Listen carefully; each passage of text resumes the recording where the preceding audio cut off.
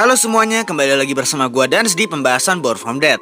Di video kali ini gua lagi pengen bahas tentang misteri Lotus Children.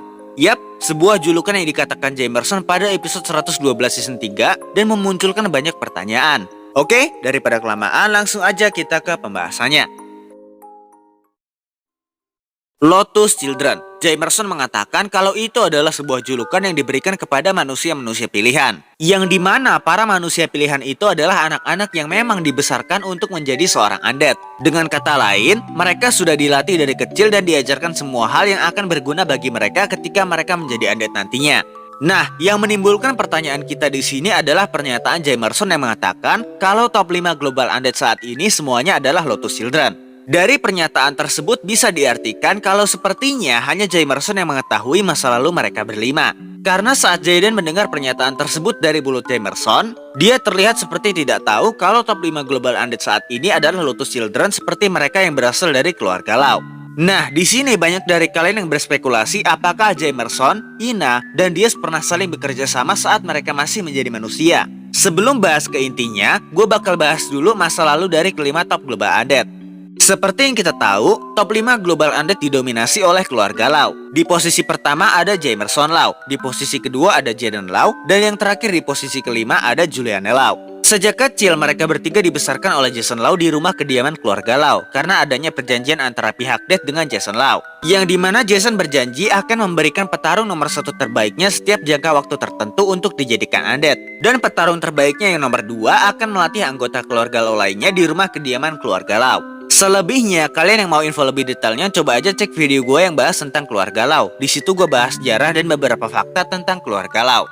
Nah, lanjut ke pembahasannya. Gue menemukan sebuah komentar yang jadi top komen di episode 112 yang intinya banyak dari kalian yang beranggapan kalau dulu kelima top global undead yang sekarang sudah saling kenal bahkan sebelum mereka menjadi undead. Atau lebih tepatnya mereka semua dilatih oleh Jason di rumah kediaman keluarga Lau. Nah, di sini gue punya teori yang menurut gue cukup kuat untuk membantah teori kalian. Yang pertama, kalau kalian ingat percakapan Jaden dengan Elena ketika mereka masih berpacaran dan masih hidup sebagai manusia, di situ diungkap bahwa Jason Lau benar-benar mengisolasi keluarga Lau dari dunia luar. Jadi nggak ada satupun anggota keluarga Lau yang berinteraksi dengan dunia luar kecuali Mei dan Jason sebagai pemimpinnya. Karena seperti yang kita tahu, Jason masih memiliki interaksi dengan dunia luar. Itu pun untuk hal-hal yang sangat penting seperti mencari uang untuk kebutuhan keluarga Lau. Dan mungkin Mei juga melakukan hal yang sama. Selama ini yang membeli bahan pangan, pakaian, dan kebutuhan lainnya adalah Mei. Intinya, di situ udah jelas kalau anggota keluarga Lau selain Mei dan Jason, mereka semua sangat terisolasi dari dunia luar. Bahkan Elena pun sering dan sangat heran dengan sikap Jaden yang norak dan gak tahu apa-apa tentang semua hal yang ada di dunia. Lanjut yang kedua, di episode 117 season 3 kita diperlihatkan siapa yang diutus kerajaan Irina untuk pergi ke kerajaan Bluebells. Yap, mereka adalah undead dengan fisik anak-anak, wajah yang mirip, dan nama belakang yang sama. Yang artinya di sini ada 3 kemungkinan. Kemungkinan yang pertama, mereka adalah Lotus Children yang sama seperti Jamerson, Julianne, dan Jaden. Yang dimana mereka adalah saudara kandung yang sengaja dilahirkan untuk dijadikan undead ketika mereka sudah sangat kuat. Lalu kemungkinan kedua, berhubung kerajaan Irina memiliki hubungan dengan muka bayi, bisa jadi kedua undead tersebut adalah makhluk ciptaan muka bayi. Atau mungkin kemungkinan yang ketiga, mereka berdua adalah anak yatim piatu yang dipungut muka bayi dan dicuci otaknya, lalu dilatih dan dijadikan undead oleh kelompok muka bayi. Tapi balik lagi ke inti dari kemungkinan tersebut, pada akhirnya mereka berdua adalah Lotus Children. Yang dimana definisi Lotus Children adalah undead yang memang telah dipersiapkan untuk menjadi undead. Bukan sembarang manusia yang mati lalu dijadikan undead begitu saja. Nah, dari sini bisa disimpulkan bahwa ada banyak sekali Lotus Children di luar sana dan bukan cuma top 5 global undead. Tapi memang sampai saat ini pihak yang menghasilkan Lotus Children terbaik adalah keluarga Lau. Karena mereka bisa menghasilkan 3 undead yang menjadi top 5 undead terkuat hanya dalam waktu kurang dari 40 tahun. Lanjut lagi ke hal yang ketiga, ada masa lalu Ina Diamond dan Diaz Fernandez. Seperti yang dikatakan Jamerson kepada Jaden di episode 112 season 3, ia mengatakan kalau top 5 global undead yang sekarang ini semuanya adalah Lotus Children. Yang artinya Ina Diamond dan Diaz Fernandez adalah seorang Lotus Children juga sama seperti anggota keluarga Lau. Tapi seperti 3 kemungkinan yang gue jelasin tadi, bahwa ada banyak tempat penghasil Lotus Children di alam fana. Dan rumah kediaman keluarga Lau bukanlah tempat yang menjadikan Ina Diamond dan Diaz Fernandez sebagai Lotus Children. Karena memang perjanjian Jason dengan organisasi Dead adalah memberikan keturunannya yang terkuat untuk dijadikan undead. Lalu seluruh anggota keluarga Lau kecuali Mai dan Jason juga sangat terisolasi dari dunia luar. Mereka sama sekali tidak mengetahui apapun selain apa yang ada di rumah kediaman keluarga Lau. Dan yang terakhir, kalau kalian ingat pertemuan Jaden dengan Diaz di Pulau Jaya, di situ mereka sempat hampir saling bunuh karena Jaden mengira kalau Diaz adalah undead liar atau bawahan muka bayi yang ingin membunuh ayahnya. Jadi dari sini bisa disimpulkan meskipun Ina dan Diaz adalah Lotus Children, tapi mereka sama sekali tidak memiliki hubungan dengan keluarga Lau. Dan lagi, kalau kalian ingat pembicaraan Ina dengan Surya, Elena, dan Nirmala, ia sedikit menceritakan tentang masa lalunya, yaitu sejarah Pantasma dan Bloody Mary. Lalu saat mereka berbicara tentang Diaz yang mengikuti mereka secara diam-diam, Ina berasumsi bahwa Andre lah yang menyuruh Diaz untuk mengikuti mereka, dan Diaz melakukan perintah tersebut karena kesetiaannya kepada pemimpinnya. Karena itu, Ina mengatakan, "Cih, budak itu, dari dulu hingga sekarang dia cuma jadi pelayan." Nah, lanjut lagi. Lalu di saat mereka sedang bertarung di pintu perbatasan alam fana dan alam sarpa, Diaz mengatakan, tembakan yang jitu untuk seorang janda. Saat itu, Diaz mengatakan hal tersebut karena tembakan Ina tidak ada yang mengenai tubuh Diaz. Nah, dari sini bisa disimpulkan kalau Diaz dan Ina sudah lama saling mengenal bahkan jauh sebelum mereka menjadi undead. Dan kalau mereka berdua adalah Lotus Children dan sudah lama saling mengenal satu sama lain, ada beberapa teori yang muncul di otak gua. Tapi mungkin di sini gua bakal bahas salah satunya aja. Jadi, Ina dan Diaz dibesarkan di sebuah organisasi yang melatih mereka sejak kecil untuk menjadi semacam agen pembunuh. Lalu di usia tertentu mereka akan dijadikan undead oleh organisasi tersebut. Kalau kalian sering nonton film agen rahasia atau kalian tahu sejarah perang dingin dan semua hal yang berhubungan dengan agen rahasia, sistemnya mirip dengan sistem agen rahasia di dunia nyata, yang dimana organisasi tersebut mengambil anak-anak jalanan atau anak-anak yang hidup sebatang kara untuk dicuci otaknya dan hidupnya hanya untuk bekerja menuruti perintah organisasi. Dan untuk yang di dunia nyata, setahu gua di usia tertentu atau bisa dibilang usia pensiun bagi agen khusus, agen tersebut akan dibunuh untuk menjaga kerahasiaan organisasi dan semua hal yang dia ketahui selama ini. Karena ketika usia agen tersebut udah nggak prima, kinerja agen tersebut pastinya udah nggak maksimal. Dia nggak dibutuhkan lagi dan akan digantikan dengan agen-agen muda yang baru. Begitu juga dengan Diaz dan Ina. Ketika di usia tertentu, mereka akan dibunuh untuk dijadikan undead. Karena jika mereka bertambah tua lagi, kemampuan mereka akan menurun dan tidak akan berguna bagi siapapun.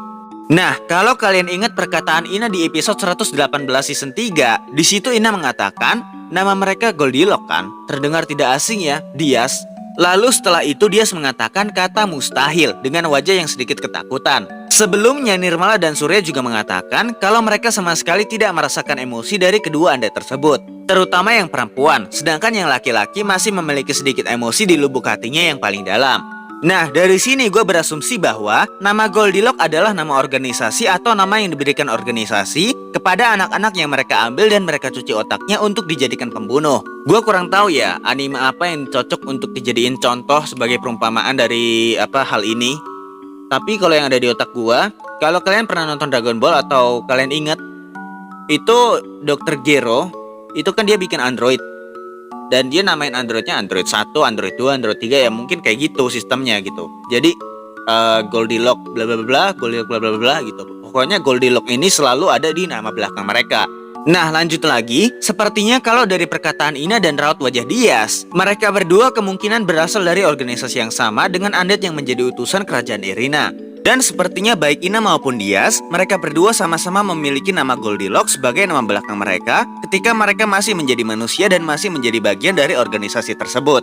Terus kalau kalian ingat biodatanya Diaz dan juga Ina, umur mereka selisih 3 tahun yang dimana usia Diaz lebih tua ketika dia mati sebagai manusia. Sedangkan Goldilocks bersaudara yang menjadi undead utusan kerajaan Irina, sesuai fisiknya sepertinya mereka mati sebagai manusia di usia yang jauh lebih muda dari Ina dan Diaz. Yang artinya, Diaz dan Ina dulu menyadari kebusukan organisasi dan mereka bekerja sama untuk keluar dari organisasi tersebut demi mendapatkan makna kehidupan yang sebenarnya. Dan kalau dari perkataan Diaz yang memanggil Ina sebagai janda dan Ina yang memanggil dia sebagai budak, sepertinya setelah berhasil keluar mereka berpisah tapi masih saling berhubungan satu sama lain, yang dimana Ina menikah dengan seseorang dan memiliki keluarga yang damai. Sedangkan Diaz memilih untuk bekerja sebagai karyawan mungkin atau pekerjaan yang berhubungan dengan hobinya. Intinya Diaz tidak bekerja sebagai pembisnis atau hal-hal yang berhubungan dengan kepemimpinan. Nah, alasan Diaz memilih untuk bekerja mungkin karena saat ia masih menjadi bagian dari organisasi lamanya, Diaz adalah orang yang sangat loyal dan sangat profesional dalam menjalankan perintah dari seseorang. Mungkin itulah yang menjadi alasan Ina memanggil dia sebagai budak, karena sejak mereka kecil sampai dewasa dan sejak kehidupan mereka masih suram sampai terang pun dia tetap tidak berubah.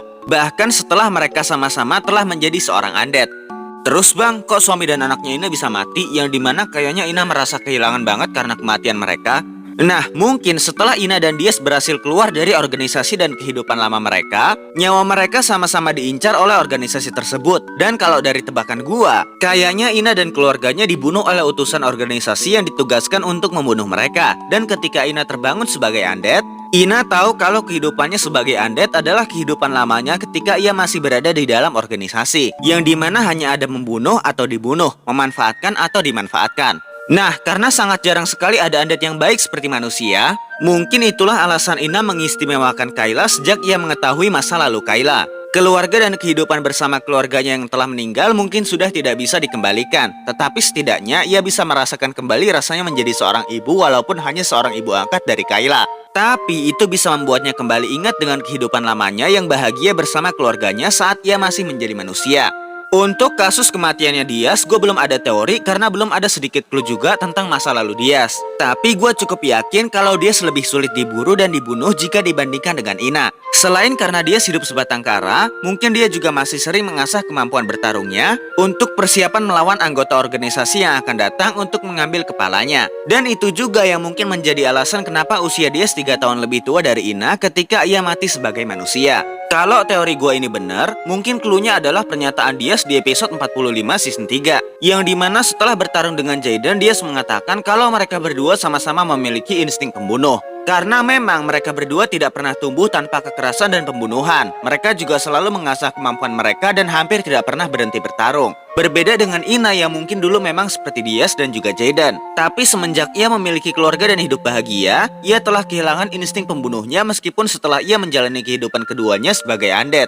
Dan mungkin juga itulah alasan kenapa Ina kaget saat melihat kemampuan Dias yang jauh di atasnya ketika mereka bertarung sebagai undead. Padahal dulunya kemampuan mereka saat masih menjadi manusia tidak berbeda jauh. Tapi semenjak keluar dari organisasi, Dias tidak pernah berhenti belajar akan hal baru dan terus berusaha menjadi lebih kuat dari sebelumnya. Oke semuanya, mungkin segitu aja pembahasan kali ini. Gua Dans, arigatou gozaimasu, salam hikikomori.